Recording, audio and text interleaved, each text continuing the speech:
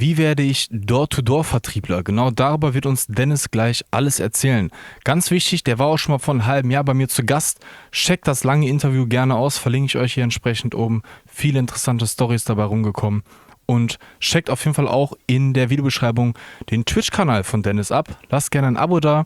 Und wenn ihr schon dabei seid, abonniert doch auch gerne meinen Kanal. Ihr wisst, ihr unterstützt mich damit. Hier unten links findet ihr irgendwo den Button dazu.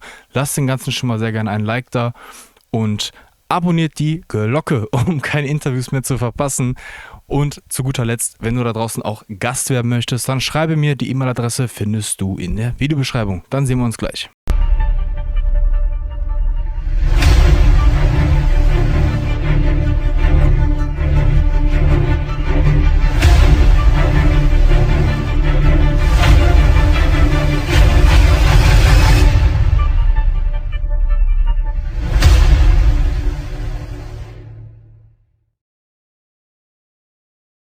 Grüß dich, schön, dass du nochmal Zeit genommen hast für das kurze Format jetzt. Stelle ich den Gästen am besten mal vor, von denen die jetzt ein langes Interview nämlich noch nicht kennen, aber dann spätestens jetzt einschalten werden.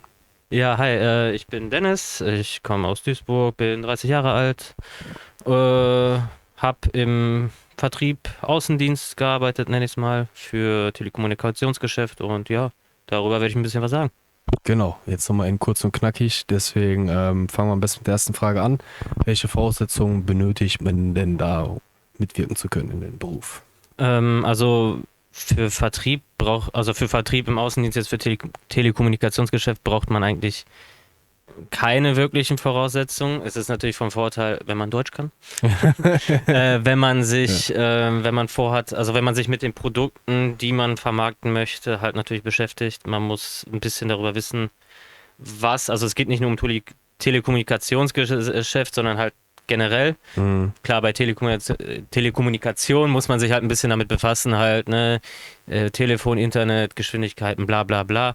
Energiewirtschaft muss man sich mit Preisen beschäftigen. Wie berechnet man auch, sage ich mal, durchschnittlichen Verbrauch in einem normalen Haushalt? Aber das sind so Sachen, die lernt man halt währenddessen. Es gibt auch viele, die davon auch kaum Ahnung haben und erfolgreich sind. Also sonst gesunde Beine, weil Tür zu Tür. Ja, und ansonsten. Aber keine schulischen Voraussetzungen. Keine schulischen Quersteiger ein. Genau, Quereinsteiger ist denen auch am liebsten. Weil, ja, ich sag mal, die haben nicht hohe Erwartungen. Ja. Und ja. Ja, okay, gut. Dann direkt mal die zweite Frage so zu dem Aufgabengebiet. Was fällt da so rein, wenn du so mal so von morgens bis abends einen Tag mitnimmst? Ganz ehrlich, Laufen. Nein, also es kommt auch drauf an, wo und was. Du hast halbwegs unterteilte Gebiete für deinen Standort, aber dann bereitest du dir vor, wo du hingehst.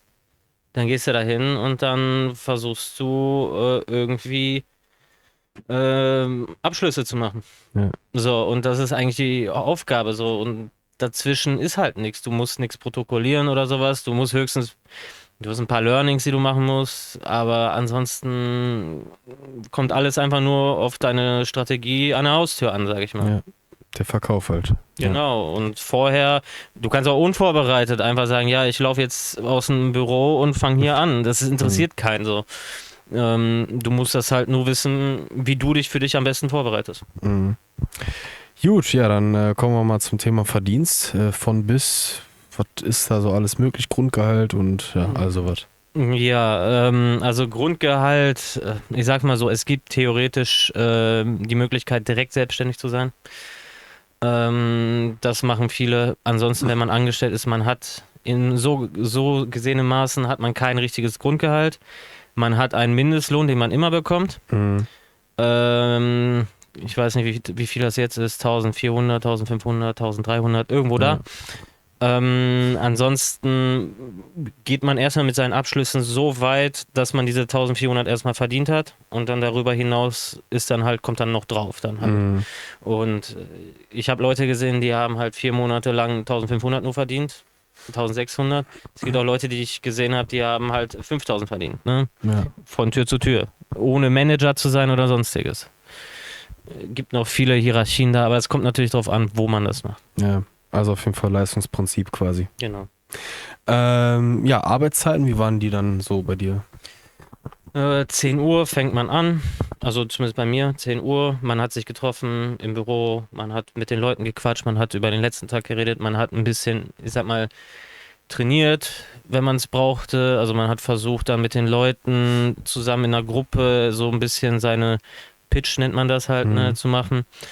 Und dann haben die Leute so ein bisschen gesagt, was man besser machen könnte oder nicht. Dann um 12 Uhr, 1 Uhr ist man losgegangen, weil vormittags, man sucht ja die Leute, die zu Hause sind und Vormittag ist ja eh schwierig. Ja. Und dann an sich offiziell 18:30 Ende, also theoretisch 8 Stunden. Aber warst du zufrieden mit deinem Umsatz, bis um 14 Uhr gegangen, warst du unzufrieden, bis um 22 Uhr gegangen. Ja. Ganz einfach. Konnte jeder handhaben, wie er will. Er hatte, sage ich mal, so einfach, der Chef hat geguckt, dass du einfach Umsatz hast und dem war halt wichtig, dass du nicht unter diese Mindestlohngrenze gefallen bist. Er hat dich natürlich immer versucht zu pushen, aber solange du da drüber warst, so war es ihm, also natürlich, wenn du genau da drüber warst, nicht so cool, aber wenn du jetzt, sage ich mal, ab 2000 sage ich schon, ja doch, ab 2.000, 3.000 brutto, da hat ihn das nicht interessiert, so genau, was du machst. So, ob du jetzt unterwegs bist oder nicht, so, wenn er sieht, du machst dein Ding, dann ist das Das so. halt, ja, gut. Gibt es irgendwas, was dich aus deiner Tätigkeit geprägt hat? Hast du da irgendwie so ein Schlüsselerlebnis oder so? Ja, generelle Erlebnisse dort nicht. Die ganze Tätigkeit hat mich halt geprägt, so ein bisschen, weil man hat halt, besonders habe ich halt gesehen, wie viel man halt einfach nur mit Worten erreichen kann, wo man sieht halt, ein Mensch, ich stand mit Leuten, mit jemandem, der das schon halt lange macht, stand ich da vor einem Typen, der schon sofort gesagt hat, der will nichts und danach hat der direkt alles genommen, ne? Also einfach nur mit Worten, wie man Leute wirklich mit Worten drehen kann, sage ich mal, ne? Und das kann man halt ins ganze Leben nehmen. Voll, Einer davon, so, ich brauchte einen Termin für einen Personalausweis, weil meiner abgelaufen ist und ich habe keine Online-Termine gekriegt. Einer von denen hat angerufen bei der Stadt Düsseldorf, hat gesagt, ich brauche arbeitstechnisch den Personalausweis und dann hatte ich am nächsten Tag einen Termin. Ja. Ganz einfach. Krass, ja. So ohne irgendwas, so, wo ich mir denke, ey, ich wäre nur mal auf die Idee gekommen, bei der, ich weiß nicht, Landeshauptstadt Düsseldorf, irgendwo da hat er angerufen. Und ja, ich brauchte theoretisch einen Personalausweis, weil ich muss mich halt auch manchmal ausweisen, wenn ich jetzt unterwegs war oder sowas, ne? Da musste ich mich halt ausweisen. Und ja.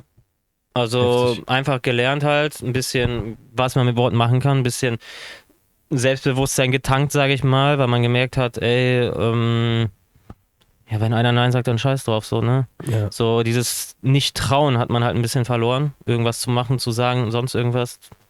Ja. Jo, dann schon die letzte Frage. Wen kannst du es denn so empfehlen, den Beruf potenziell auszuüben? Jeden, der wirklich, es ist schwierig, jeden, der Interesse an sowas hat, Interesse am Verkauf, Interesse an Reden mit Leuten, sich nicht schnell demotivieren lässt, sich einfach sagt, ey, ich zieh durch, ist mir egal, so, was der sagt, ich gehe zum nächsten, interessiert mich nicht. Jemand, der, ich sag mal, in normale Jobprofile einfach denkt, dass er da nicht reinpasst. Dieses einfach 9 bis 17 Uhr arbeiten, so, wenn jemand sagt, ey, das ist gar nichts für mich, ich möchte freier sein, aber trotzdem, also freier, nicht ein Freier, Ich möchte. aber, aber nee, aber halt jemand, der so ein bisschen nicht selbstständig sein will, aber so ein bisschen wie ein Selbstständiger behandelt werden. Ja. Weil wenn du keine Leistung bringst, wirst du da auch rausgeworfen, also ist klar. Aber du verdienst auch kein Geld, wenn du keine Leistung bringst. Also wenn jemand sagt, ey, ich komme mit Druck klar, ich habe keinen Bock im Büro 8 Stunden zu sitzen oder sonst etwas zu machen, kann er es gerne probieren. Also es gibt kaum Voraussetzungen und ja. Ja, das war's dann schon an der Stelle super. auch. Dann danke fürs Einschalten, für die Zeit nochmal. Ja, klar. Und ja, wenn ihr auch Gast werden möchtet, dann schreibt mir per E-Mail, findet ihr in der Videobeschreibung. Und ansonsten, ach genau, Twitch-Kanal auschecken von Ja, da Dennis. ist noch nichts. Ja, aber kommt noch. Wird noch wieder aufgebaut, neu. Genau, und ansonsten sehen wir uns dann beim nächsten Video wieder. Ciao, ciao. Ciao.